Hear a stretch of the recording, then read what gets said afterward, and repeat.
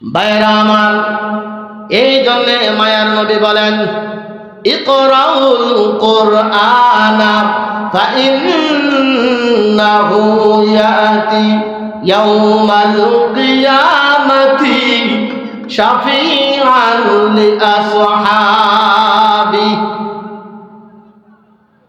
মায়ার নবী বলেন, তোমরা কোরআন তেলাওয়াত করো, কোরআনকে মোহাব্বত করো। কোরআন যদি নিয়মিত তেলাওয়াত করো,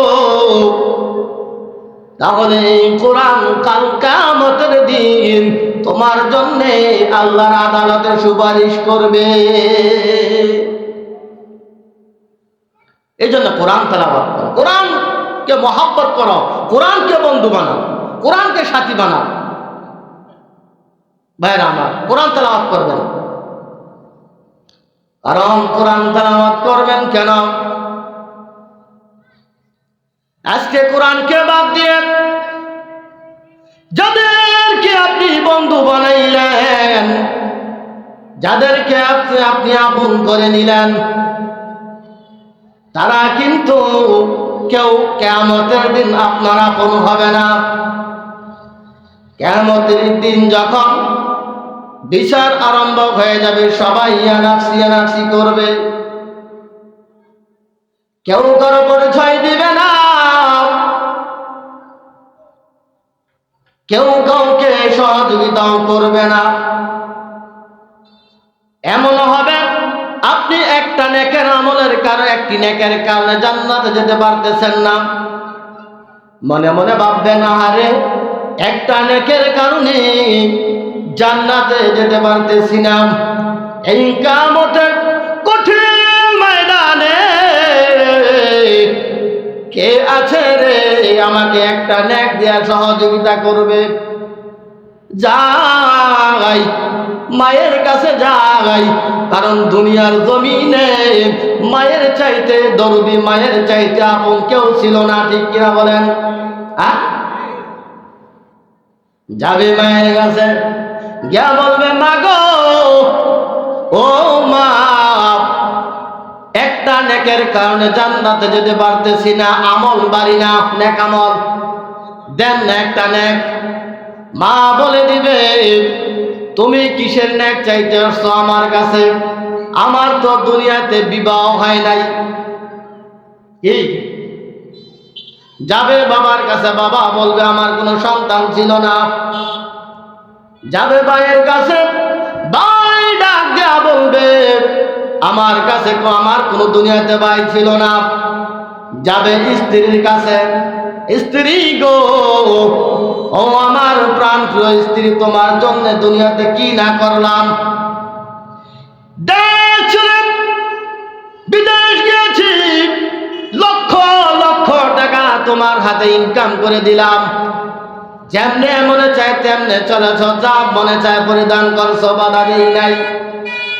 আমার স্ত্রী গো, তোমার মনের আশা পূরণ করার জন্য কত চেষ্টাই না আমি করেছি।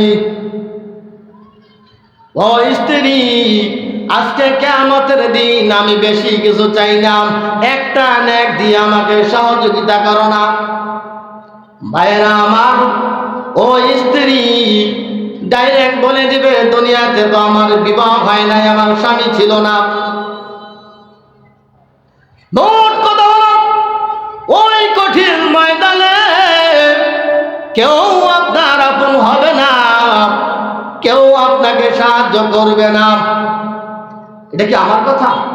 আল্লাহ বলেন, ইয়াউমা ইয়াফিরুল মারউ মিন আখিহি ওয়া উম্মিহি ওয়া আবিহি ওয়া সাহিবাতিহি ওয়া বানিহি।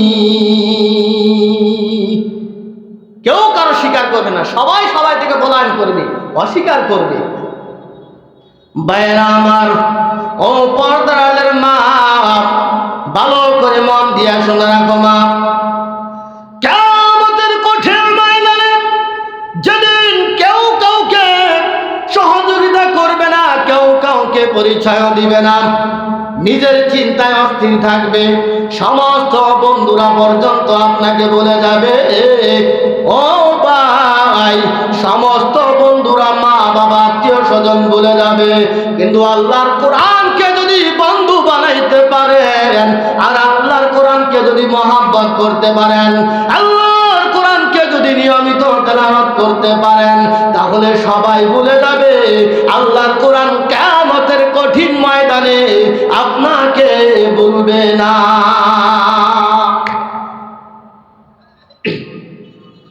কোরআন ডাক দিয়ে বললেন, আল্লাহ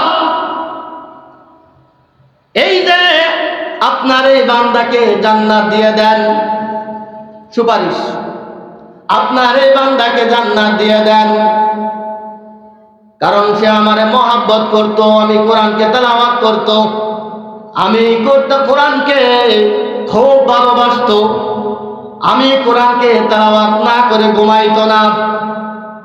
আল্লাহ বলবে, কোরআন তুমি যার জন্য সুপারিশ করছো সে তো বড় আসামি, দাগি আসামি, জান্নাত দেওয়া যাবে না। এই জোরে বলে, জান্নাত দেওয়া যাবে না। কোরআন বলবে, আল্লাহ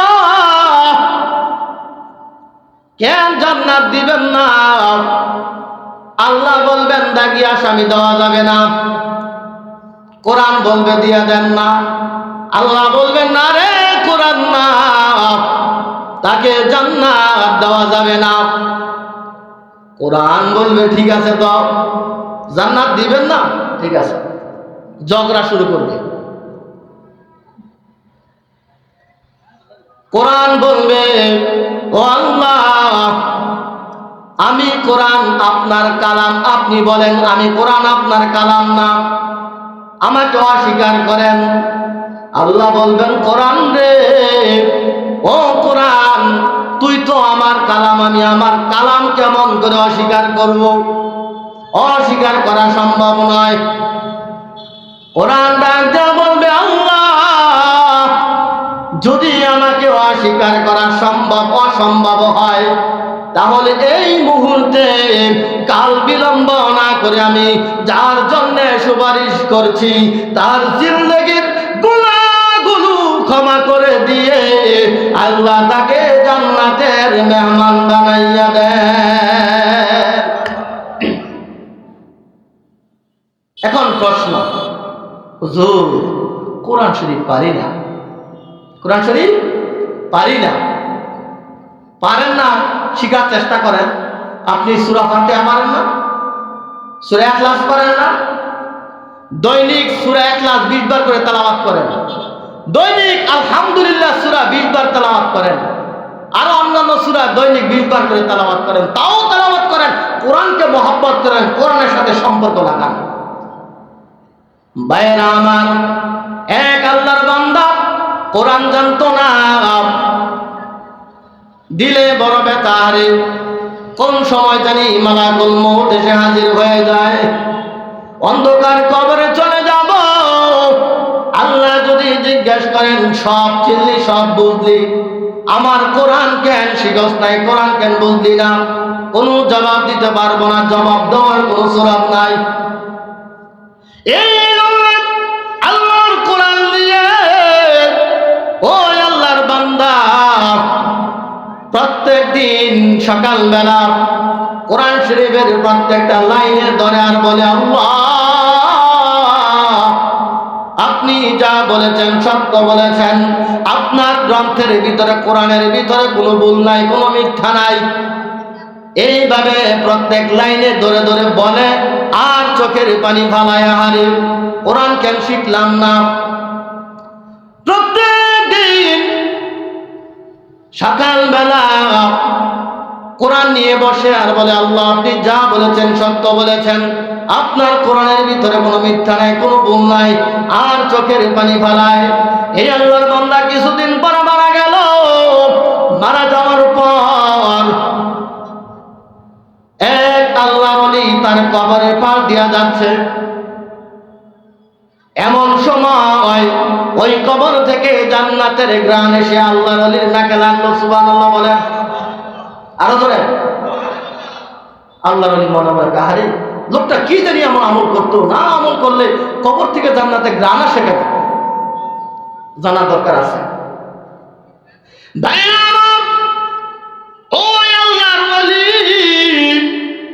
হুমুস খবর নিয়ে কবরওয়ালার বাড়িতে চলে গেলেন। কবরওয়ালার বাড়িতে গিয়ে কবরওয়ালার স্ত্রীকে সালাম দিলেন। সালাম দেওয়ার পর ডাক দিয়ে বলেন, মা, মা গো, আপনার স্বামী এমন কি আমল করতো আমাকে একটু শোনাইবেননি?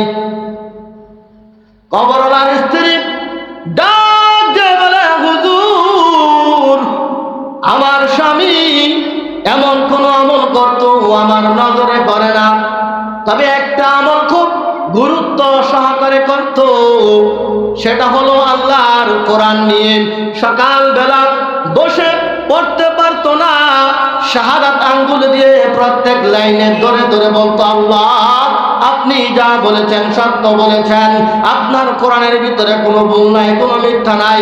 আর চোখ দিয়ে টপ টপ করে পানি পড়তো। এইভাবেই মৃত্যুর আগ পর্যন্ত আমল করেছে।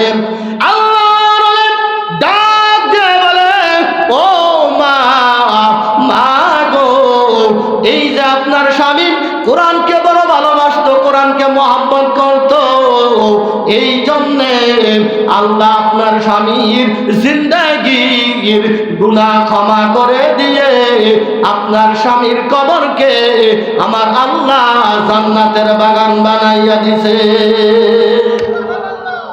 আর আসতে কম। তাহলে উনি কিছুই পারতো না, ওনারে যদি আল্লাহ মাফ করতে পারে, আপনাদেরকে কি আল্লাহ মাফ করবে না? বলেন মাফ করবে না? এই জন্য যতটুকুন পারেন ততটুকুন কোরআন তেলাওয়াত করবেন ইনশাআল্লাহ।